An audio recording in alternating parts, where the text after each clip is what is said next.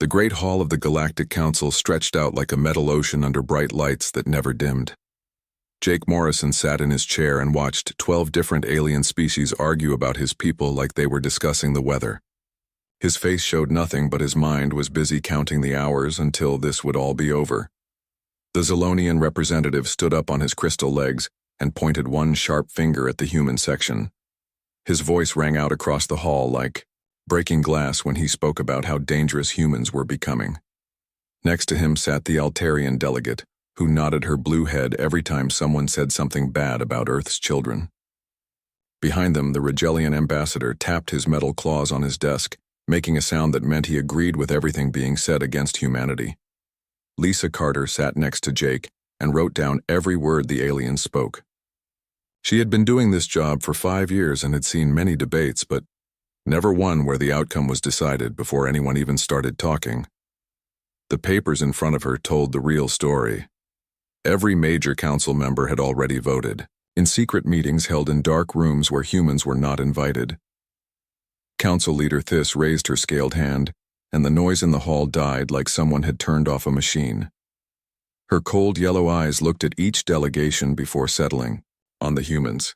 When she spoke, her voice carried the weight of a decision that would change everything for billions of people across the galaxy. The charges against humanity were read out loud by a small robot that floated near the center of the hall. Aggressive expansion into neutral space was the first item on the list. Building too many ships too quickly was the second. Developing weapons that other species could not match was the third. The list went on for 20 minutes and Jake Morrison listened to every word without moving a muscle in his face. What the robot did not read was the real reason for this meeting. 3 months ago, human scientists had solved the energy crisis that had plagued the galaxy for 1,000 years. They had shared this knowledge freely with all council members, just as they had shared everything else since joining this organization 50 years earlier. But free gifts from newcomers made old powers nervous, and nervous powers made dangerous decisions. The Vegan Mining Consortium had been using human technology to dig deeper and safer than ever before. The Centauri Medical Alliance had been working with human doctors to cure diseases that had killed millions. The Arcturian Defense League had been learning from human tactical innovations that kept their borders safe from raiders and pirates. All of this cooperation had made the galaxy a better place, but it had also made many species dependent on human knowledge, and that dependence scared them. Jake knew that fear was driving this decision more than any real threat from his people. Humans had never attacked another council member or broken any galactic law or refused to help when called upon. They had simply grown too important too quickly, and that kind of growth always made established powers uncomfortable. The vote was called, and Jake watched as every species except 2 raised their hands in favor of removing humanity from the council. Only the small Kepler colonies and the distant Tau Ceti Federation voted against the motion, but their voices were too weak to matter. The decision was final, and humans had 48 hours to leave all council space and take their people with them. When his turn came to speak, Jake Morrison stood up slowly and looked around the hall at faces that would not meet his eyes. Some showed guilt and others showed relief, but none showed the friendship that had existed between these species and humanity for 5 decades. He cleared his throat and spoke in a voice that carried clearly to every corner of the great hall. Ku told them that humans understood the decision and would comply with all terms immediately. No protests would be filed and no appeals would be made. All human colonies, research stations, diplomatic posts, and military positions would be evacuated within the given time frame. Everything that humans had built in council space would be left behind as a gift to whoever wanted to take over these facilities. The ease with which humans accepted their exile surprised many of the alien delegates who had expected anger or desperate bargaining or threats of retaliation. Instead, they got polite cooperation and promises to leave peacefully. Some of the species began to wonder if they had made a mistake, but the vote was already counted and recorded. Admiral Kate Sullivan received Jake's message on her flagship while orbiting the Council's central hub. The UHS Liberty had been humanity's first ship to visit this system, and now it would be the last to leave. Her crew of 2,000 men and women took the news with the same calm dignity their ambassador had shown in the Great Hall. But Kate could see the hurt in their eyes as they began preparations to go home. The evacuation orders went out across human space within minutes of the vote. Every human settlement, every research team, every diplomatic mission, and every military unit in council territory received the same simple message: pack everything you can carry and prepare to leave immediately. What cannot be moved will be abandoned. President Alan Brooks received word of the council's decision while eating breakfast in the White House. He put down his coffee cup and called an emergency meeting of his cabinet. Within an hour, the most powerful humans in the galaxy were sitting around a long table discussing how to respond to the greatest insult their species had ever received. The debate was short, because there was really only one choice that made sense. Humanity would leave with dignity and grace just as they had done everything else since joining the galactic community. They would show these alien species what it meant to have honor even when others showed none in return. As the day ended and news of the exile spread across human space, something interesting began to happen. Instead of anger or sadness, most humans felt a strange sense of relief. They had spent 50 years trying to fit into someone else's idea of civilization, and now they were free to build their own. The evacuation began before the sun rose on Earth and moved across human space like a wave of organized chaos. Every human settlement in Council territory received detailed instructions about what to take and what to leave behind. The process had been planned years earlier by military strategists who understood that goodwill could disappear overnight in the dangerous game of galactic politics. Dr. Emma Rodriguez stood in her laboratory on Kepler 442b and looked at 10 years of research that would have to be abandoned. Her work on genetic compatibility between different species had been close to solving fertility problems that affected 3 major council races. The breakthrough would have saved millions of lives and brought the galaxy closer together. Now, it would gather dust in an empty building, while those same species struggled with declining birth rates. She told her research team to leave everything exactly as it was. Maybe someday the aliens would be smart enough to continue the work, or maybe they would let it rot out of pride. Either way, it was no longer her problem to solve. The last transport off the planet would leave in 6 hours, and she intended to be on it. Captain Ryan Parker commanded the evacuation of New Geneva, which had been humanity's most successful colony in council space. 30,000 people called this world home, and they had built something beautiful here. The cities were clean and efficient, the farms produced food for a dozen species, and the hospitals treated patients from across the local sector. All of that would end when the last human ship lifted off from the spaceport. The Altarians who shared the planet sent desperate messages begging the humans to stay. They offered to speak to the Council on humanity's behalf and promised to protect human interests if the evacuation could be stopped. Ryan read every message, but his orders were clear. Humanity was leaving, and nothing would change that decision. Loading 30,000 people and their belongings onto transport ships should have taken weeks, but human efficiency made it happen in 36 hours. Every person knew exactly where to go and what to bring. Families had practiced this evacuation drill for years without knowing they would ever need to use it. Children helped their parents pack while adults made sure nothing important was left behind. The agricultural stations that fed the planet would keep running for a few more weeks, but without human technicians to maintain the complex systems, everything would eventually break down. The medical centers would stay open until the automated systems failed, and replacement parts could no longer be found. The fusion reactors that powered the cities would run for months before requiring maintenance that only human engineers knew how to perform. Admiral Kate Sullivan watched the evacuation from her flagship and marveled at how smoothly everything was proceeding. Her people were leaving behind 50 years of investment and development without complaint or delay. Ships arrived at the rendezvous points exactly on schedule, and cargo was loaded with military precision. Not a single human vessel was late, and not a single piece of essential equipment was forgotten. The quantum communication network that humanity had shared with the Council became restricted to human use only as part of protocol silence. This single change cut the aliens off from instantaneous communication across galactic distances and forced them back to using slower message drones for most correspondence.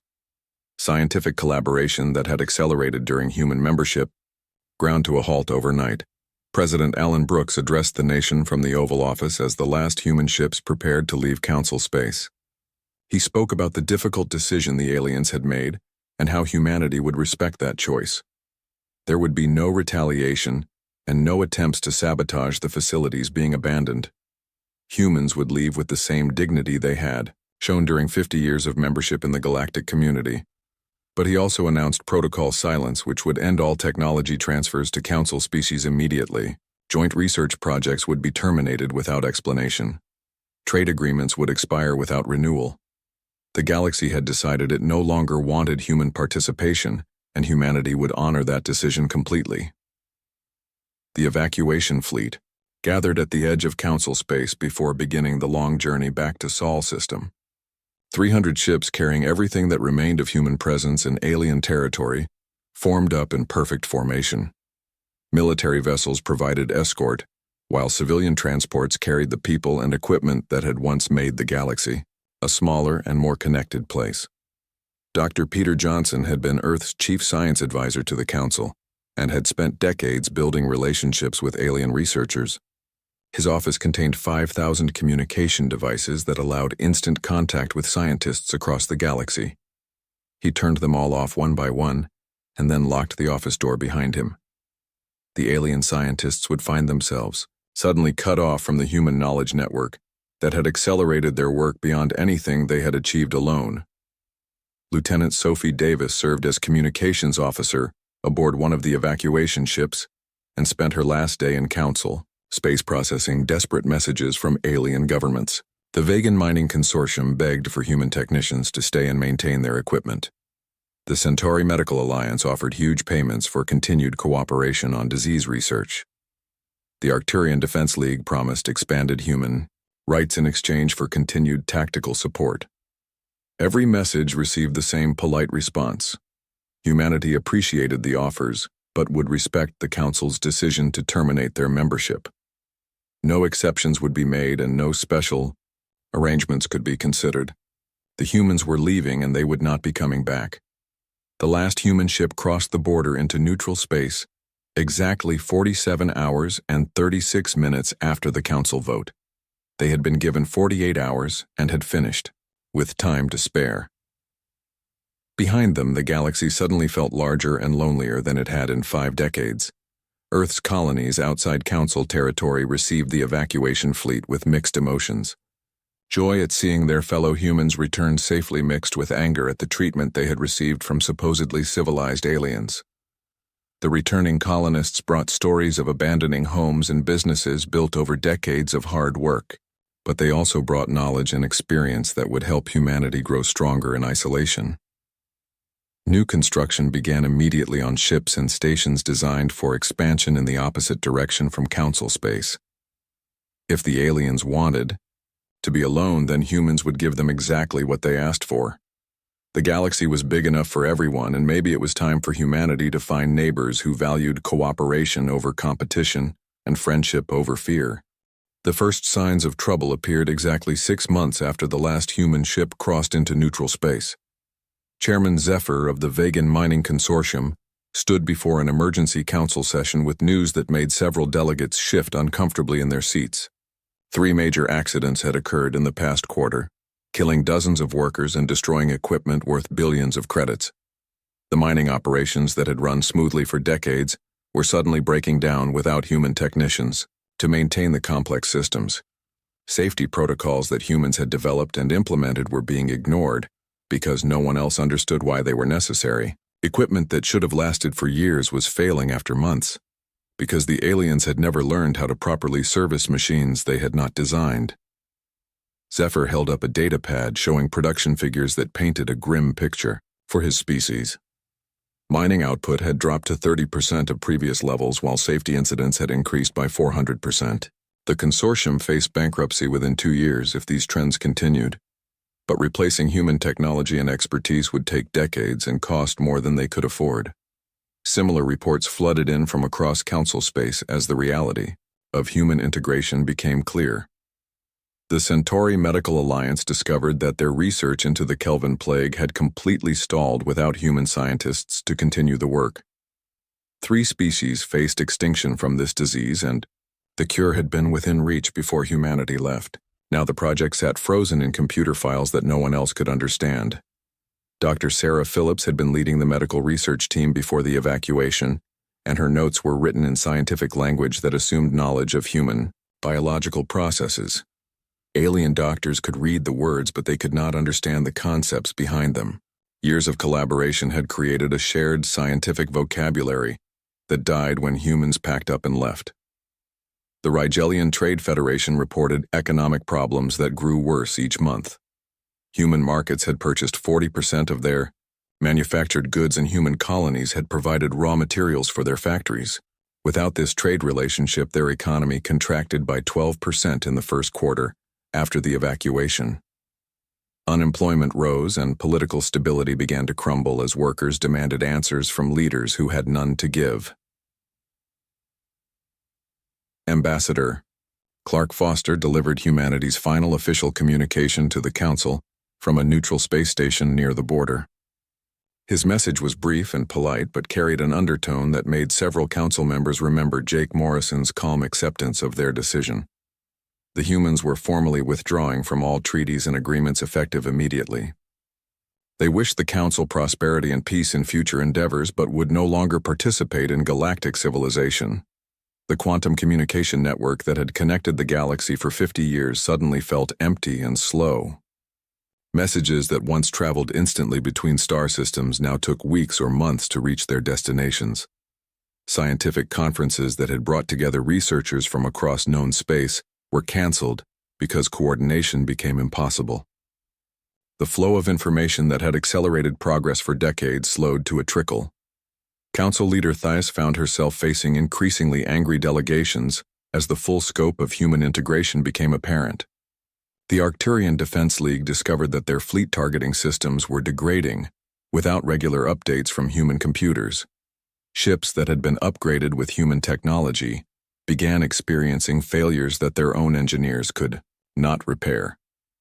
Defense capabilities that had kept their borders secure for years were slowly becoming useless. The Altarian colonies that had shared planets with humans faced immediate crises as agricultural systems began failing. Human farming technology had increased crop yields by 300% and fed populations that far exceeded what the planets could naturally support. Without human technicians to maintain the equipment and human scientists to develop new seeds, millions of people faced starvation within 2 growing seasons. Governor Lisa Hamilton had been overseeing human agricultural programs on 6 different worlds before the evacuation. Her replacement was an Altarian engineer who understood basic farming but knew nothing about the complex systems that made large-scale food production possible. Crop diseases that humans had controlled with engineered resistant plants began spreading unchecked through fields that had been productive for decades. The Kepler colonies that had voted against human expulsion sent desperate messages asking Earth to reconsider the complete withdrawal from galactic affairs. Their small populations depended entirely on human support for everything from medical care to defense against pirates. They offered to leave the Council and join humanity as independent allies, but received no response to their communications. Dr. Emma Rodriguez's abandoned research proved particularly costly as the genetic compatibility crisis worsened across Council space. Birth rates among 3 species had been declining for centuries, and human research had identified both the cause and potential solutions. Without continued human participation, the project died, and entire civilizations faced slow extinction over the next few generations. The laboratory on Kepler 442b stood empty and untouched exactly as the human team had left it. Altarian scientists tried to continue the work but found themselves unable to understand research methodologies that assumed knowledge of human genetics. Computer models that had taken years to develop sat unused because no one else knew how to operate the software or interpret the results. Security problems began emerging along trade routes that had been patrolled by human ships for decades. The pirates and raiders that humans had kept in check through superior technology and rapid response capabilities grew bolder as they realized the galaxy's protectors were gone. Merchant vessels that had traveled safely for years suddenly needed expensive military escorts that most trading companies could not afford. Captain Marcus Thompson commanded a human privateer vessel that operated just outside Council space and intercepted ships carrying cargo between alien worlds. His crew was not engaging in piracy exactly, but they were no longer bound by Council laws that had regulated their activities. Lengthy inspections and safety checks delayed cargo deliveries by weeks and drove up shipping costs across the galaxy. The Void Hunters, who had been contained by human military presence along the galactic rim, began testing Council defenses and found them woefully inadequate. Scout ships that had not been seen in decades appeared in border systems and disappeared before local forces could respond. Reports reached the Council of entire colonies going silent without explanation, but investigation fleets found only empty settlements with no signs of struggle. President Alan Brooks received regular updates on the situation in Council space, but showed no interest in resuming diplomatic contact. Humanity had moved on to exploring regions of the galaxy that offered cooperation instead of suspicion. New colonies were being established among species that welcomed human knowledge and partnership, rather than fearing it. The silence that followed humanity's departure was not the peaceful quiet the Council had expected. It was the sound of a galaxy, slowly falling apart without the connections that had held it together for 50 years. Space had become dangerous again in ways that the Council members were only beginning to understand. For 50 years, human patrol ships had quietly maintained security along the major trade routes, using advanced sensor technology and rapid response capabilities that deterred pirates and prevented conflicts from escalating into full-scale wars. With humans gone, the old threats began emerging from the shadows like predators sensing the absence of an apex hunter. Captain Marcus Thompson commanded the privateer vessel Darkwing and operated in the gray areas between legal salvage and outright piracy. His ship intercepted Zilonian freighters and subjected them to lengthy inspections that delayed cargo deliveries by weeks. The humans were not breaking any laws because they no longer recognized Council authority, but they were also not bound by the cooperative agreements that had once regulated such activities. The inspections were thorough and professional, but they served no purpose except to remind the aliens that human protection was no longer available. Medical supplies bound for plague-stricken colonies sat in cargo holds, while Thompson's crew verified that every container met their newly created safety standards. Weapons shipments destined for border defenses were examined piece by piece to ensure they posed no threat to human interests. Jennifer Walsh served as first officer aboard the Darkwing and coordinated the inspection teams that boarded alien vessels. She had been a security officer on human merchant ships before the evacuation and knew exactly how to delay cargo transfers without technically violating any laws. Her crews were polite and efficient, but they took their time with every inspection because they no longer had any reason to hurry. The economic impact of these delays rippled across Council space as shipping costs increased and delivery schedules became unreliable. Trade agreements that had been negotiated when human patrol ships guaranteed safe passage fell apart when merchants could no longer predict arrival times. The just-in-time manufacturing systems that many species depended on broke down when parts and materials arrived weeks late. More troubling were the reports coming from the galactic rim, where the Void Hunters had begun probing deeper into Council space than they had dared in decades. These nomadic raiders had been contained by human military presence and superior technology, but now they found weakened defenses and confused response protocols. Scout ships appeared in border systems and gathered intelligence before disappearing into the dark spaces between stars. Admiral Kate Sullivan commanded Earth's home fleet from a base just outside Council territory and received regular reports of these incidents with professional interest, but no emotional investment. The aliens had wanted to handle their own security, and now they would learn what that responsibility actually meant. Human ships monitored the situation but took no action unless their own interests were threatened. The Altarian Defense Command discovered that their patrol ships were no match for Void Hunter technology when a full squadron disappeared while investigating suspicious activity near the border. Search and rescue teams found only debris fields and emergency beacons that told a story of complete destruction. The raiders had weapons and tactics that the Altarians had never encountered, and no defense against attacks they could not understand. Captain Steve Rogers had been commanding Altarian border patrols for 15 years, and had always relied on human intelligence reports to identify potential threats.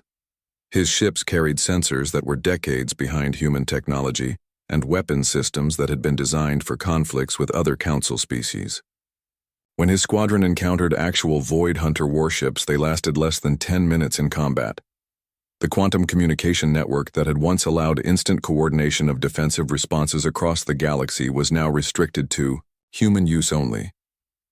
Council forces found themselves cut off from real-time intelligence and forced to rely on message drones that took days or weeks to reach their destinations.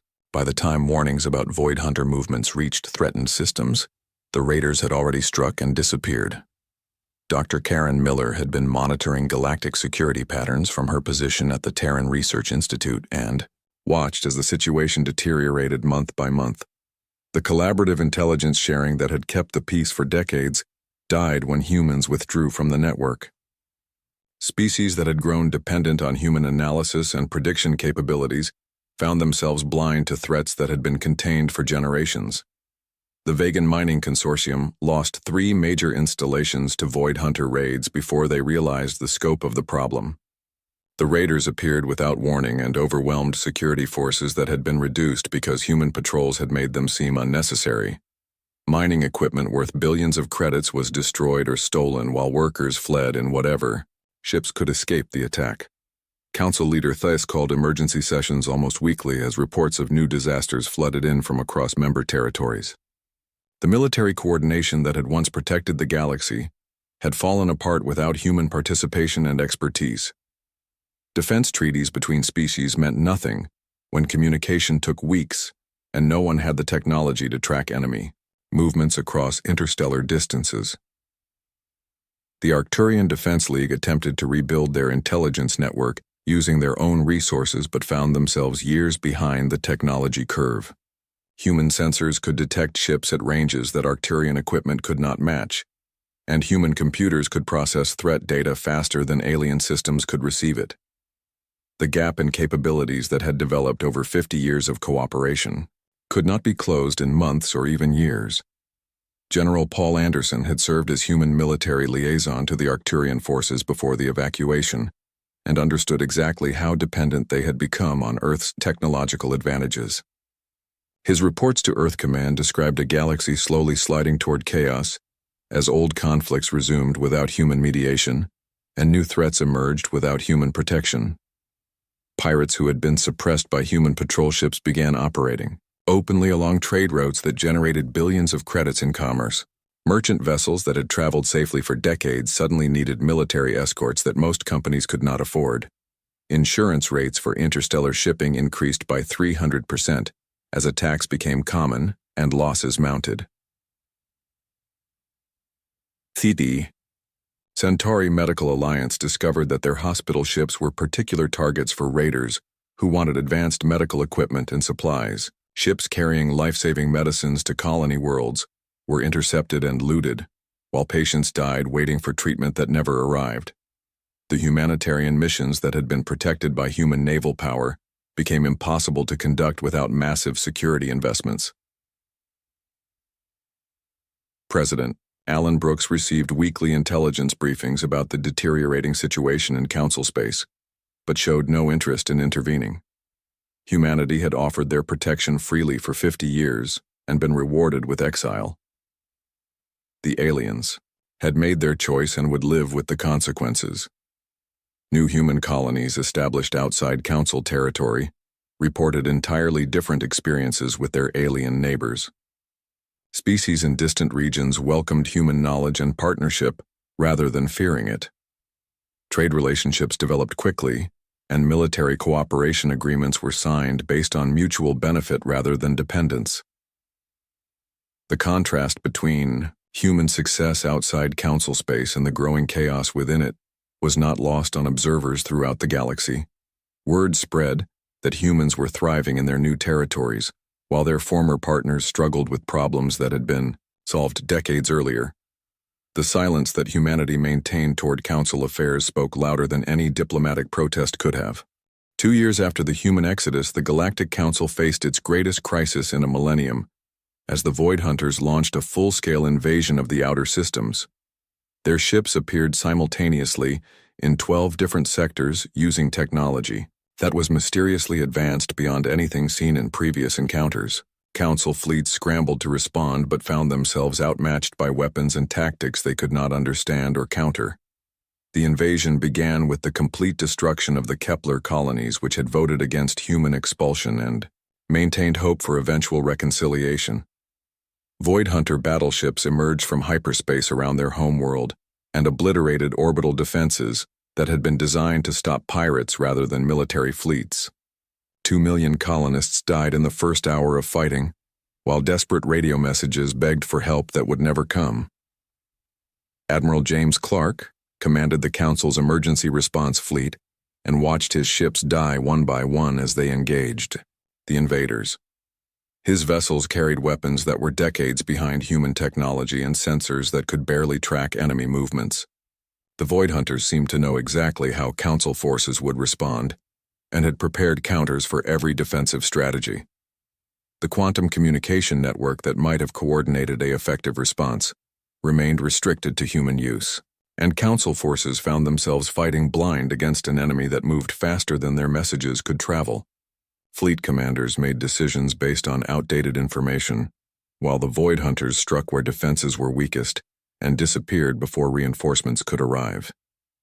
Emergency session after emergency session produced nothing but desperate arguments as Council members blamed each other for the disaster unfolding across their territories.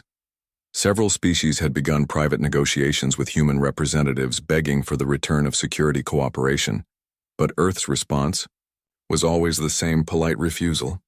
Humanity was no longer interested in galactic politics or military entanglements. Council leader Theiss made the unprecedented decision to leave Council space and travel personally to the solar system in hopes of convincing humanity to return. Her journey took 3 weeks using conventional hyperspace travel, and every day brought news of fresh disasters as the Void Hunter invasion spread deeper into civilized space. By the time she reached Earth, 12 major worlds had fallen and refugee fleets were fleeing toward the galactic core. President Alan Brooks received the Council leader in the International Space Station's diplomatic suite, with the courtesy due to a foreign head of state, but none of the warmth that had once characterized human-alien relations. They sat in comfortable chairs overlooking Earth, while reports of the ongoing crisis scrolled across news feeds that neither of them could ignore. Theiss had practiced her appeal during the long journey to Sol system, but faced with Brooks's calm professionalism, her prepared words seemed inadequate. She admitted that the Council had been wrong to exile humanity and acknowledged that fear rather than wisdom had guided their decision. The offer she made was everything the humans could have wanted 2 years earlier, including a permanent Council seat, expanded voting rights, and leadership positions in military and scientific committees. Brooks listened politely and served tea, while his guest explained how much the galaxy needed human protection and expertise. Through the viewport, they could see Earth's orbital shipyards where new vessels were under construction, using designs that incorporated lessons learned from 50 years of galactic cooperation. Human civilization had not stagnated in isolation, but had grown stronger and more independent. The thing about leaving in silence, Brooks explained, was that silence taught valuable lessons about self-reliance and independence. Humanity had discovered they did not need the galaxy as much as they had believed, and had been exploring and building and growing without the constant political interference that had marked their Council membership. They had found peace in separation, and purpose in their own direction. New human territories outside Council space were thriving with colonies that welcomed cooperation rather than demanding submission. Trade relationships had developed with species that valued human knowledge rather than fearing it. Military partnerships protected shipping lanes and border systems through mutual benefit rather than dependence. The contrast with the chaos-consuming Council space could not have been more stark. Theiss felt a chill that had nothing to do with the station's temperature, as she realized that humanity was not coming back. Through the viewport, she could see ships moving between Earth and Mars, between Jupiter's moons and the asteroid belt. Construction platforms built vessels of unknown design that looked more advanced than anything in the Council fleet. In 2 short years, humanity had not just survived their exile but had used it to accelerate development in new directions. The Void Hunter threat that had brought her to Earth was dismissed with polite disinterest. The raiders were certainly dangerous, But they were no longer humanity's problem, since the Council had made it very clear that human participation was unwanted. Earth had its own territories to protect and its own allies to defend, but those responsibilities did not extend to species that had chosen fear over friendship. Dr. Peter Johnson had established new research partnerships with alien species in distant galaxies and reported breakthrough discoveries that surpassed anything achieved during Council membership. Without the bureaucratic interference and political restrictions that had limited human scientists, they were making progress at an unprecedented rate. The knowledge sharing that had once flowed toward Council space now moved in entirely different directions. Captain Ryan Parker commanded human exploration fleets that were mapping star systems far from Council territory and establishing first contact with civilizations that had never heard of the Galactic Council.